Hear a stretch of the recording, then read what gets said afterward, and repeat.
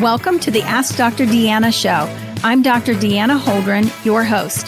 Join me weekly as I cover various health-related lifestyle medicine topics that you get to request. This show is for anyone who wants to proactively improve their health position. I hope you enjoy the show.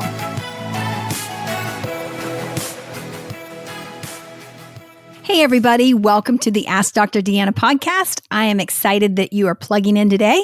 And today is our third part of the series for menopausal women, postmenopausal women as well. And I'm excited to share information today, and I'm hopeful that it will be very helpful to you in your health journey, that you can use this information and that maybe it will save some problems down the road. So today's topic is on osteoporosis. Last week, we talked about hormones and some of the issues that are happening because of our hormones during menopause. The week before that, we talked about menopausal belly busters and basically how to tackle the whole weight loss issue, or the weight gain issue rather, that happens with menopause, and how to manage that and get rid of that. But so this week's topic is osteoporosis. And basically, osteoporosis is all about the bones. And for some women, it is something that runs in families, and certainly something that women should definitely be aware of. But basically, osteoporosis is when the bones become very weak and very brittle. And then because they are weak and they're brittle, they fracture very easily. It just takes, a fall with an outstretched hand, and, you end up fracturing your wrist, or something, even a minor trauma, and you fracture. I've even had patients who, have very bad osteoporosis, and they may cough and could even fracture a rib in a scenario like that. And so today I want to talk a little bit about, what are some of the things that we can do now, at that age 50 range to try to prevent this, because it usually doesn't become an issue until after 65. And then after 65, it's a significant issue because, again, from a fall standpoint, even, there are times that, maybe there's a fracture and it just takes forever to heal.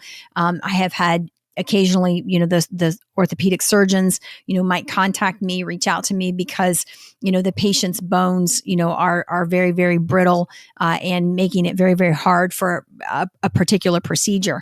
So this affects, I say, everybody. It's the reason older women and men oftentimes end up in a nursing home. They fell, they fractured their hip, and it's because of that thinning of the bones where they become brittle and weak. So what can we do? Well, there are lots of things that we can do that can absolutely make a difference.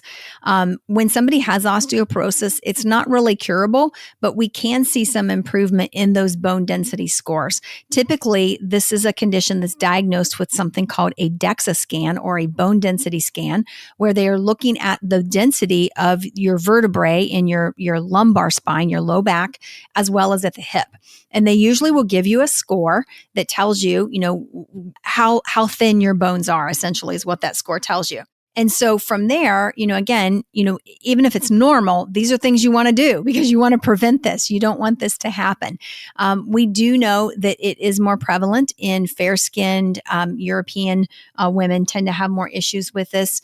But basically, we can help improve our bone density with certain exercises. So one of them would be weightlifting. I'm not talking about going to the gym and lifting, massive amounts of weights, but weight-bearing exercise becomes so important.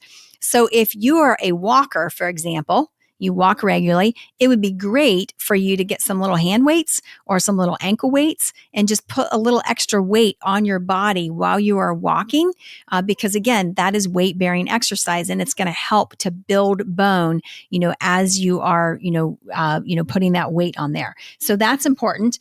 Making sure that you eat more vegetables. So vegetables are your friend when it comes to preventing osteoporosis or thinning of the bones. Isn't that interesting? It makes a huge, huge difference if we are, eating more vegetables. Eating calcium throughout the day. You may already take a calcium and vitamin D supplement, which is wonderful. That's fantastic that you're doing that. But also getting calcium throughout the day can really help with this as well, because it's absorption, more opportunities for absorption throughout the day. eating foods that are rich in vitamin D and K. So you can also take a vitamin D and K supplement. We actually have one on the DeannaHoldren.com website. There's also one that's available on my FullScript site. Vitamin D with some K2 added in. The K2 just helps with absorption of that vitamin D and makes a huge difference in terms of, that being utilized for the bones. You also can maintain a healthy weight. This is really important as well.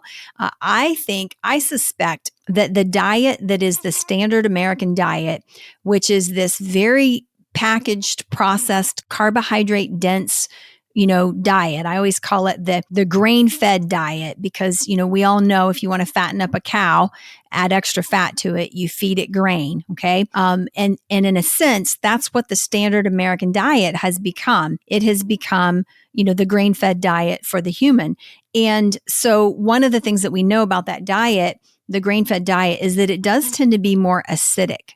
Okay, it's a more acidic diet, which is basically going to interfere oftentimes with calcium absorption and even have, calcium kind of leaching out of the bones because of the acid. And so it becomes really important to make sure that you're eating the vegetables, because it's going to make a difference. And green vegetables in particular help to alkalinize your body.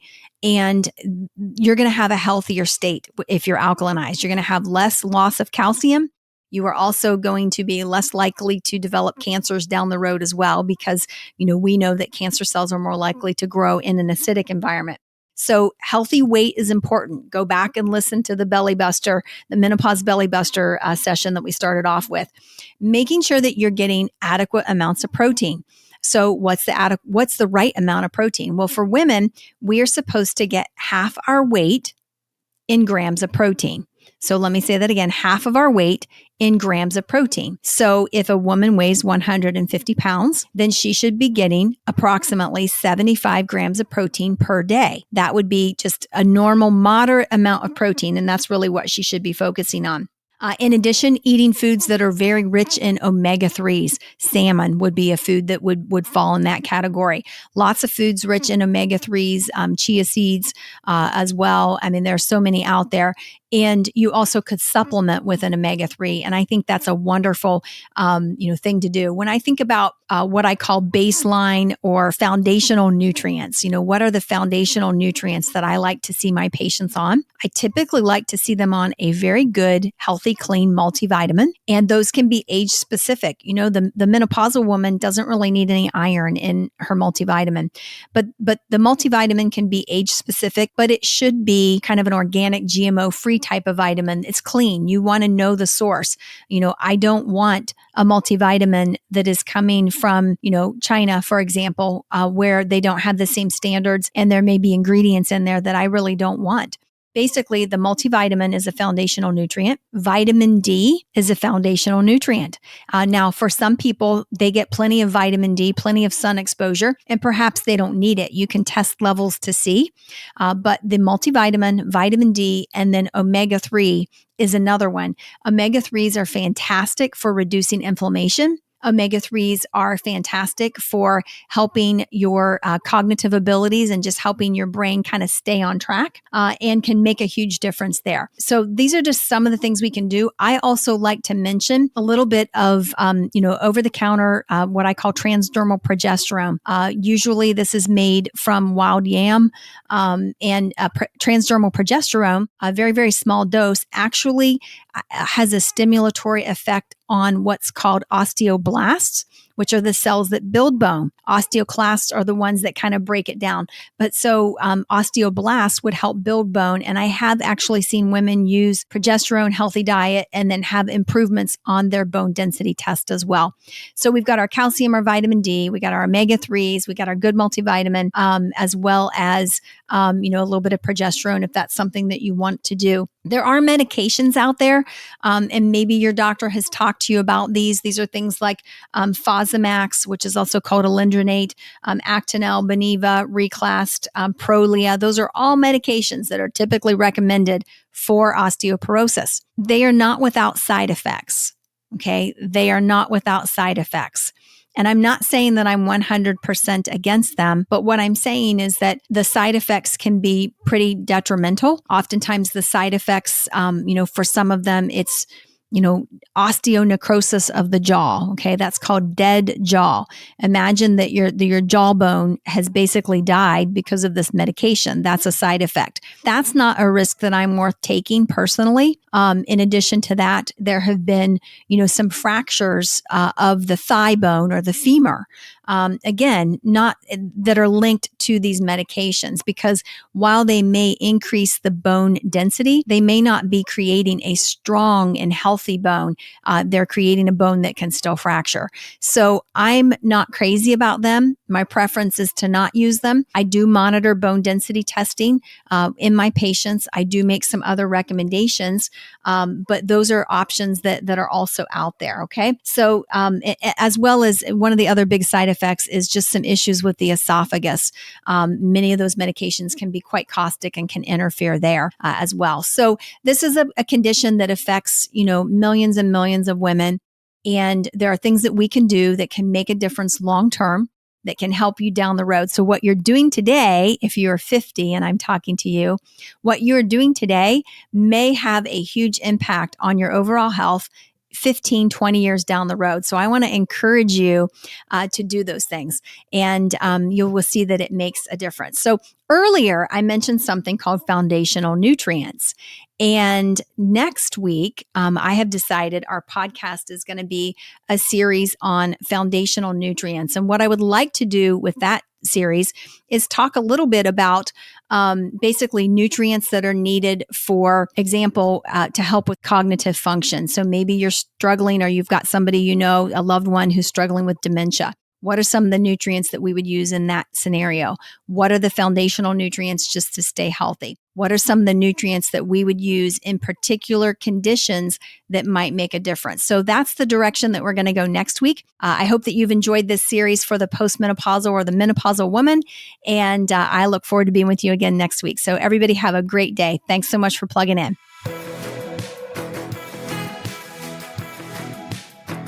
I hope you enjoyed that episode. For more information, visit me at deannaholdren.com. Find me on Facebook, Instagram, and Twitter at Dr. Deanna Holdren. I really want to hear from you, so message me. I love taking your messages and creating topics from them. Please rate, review, subscribe, and share my show with those who have an interest in health and wellness. Thank you for tuning in, and see you next week.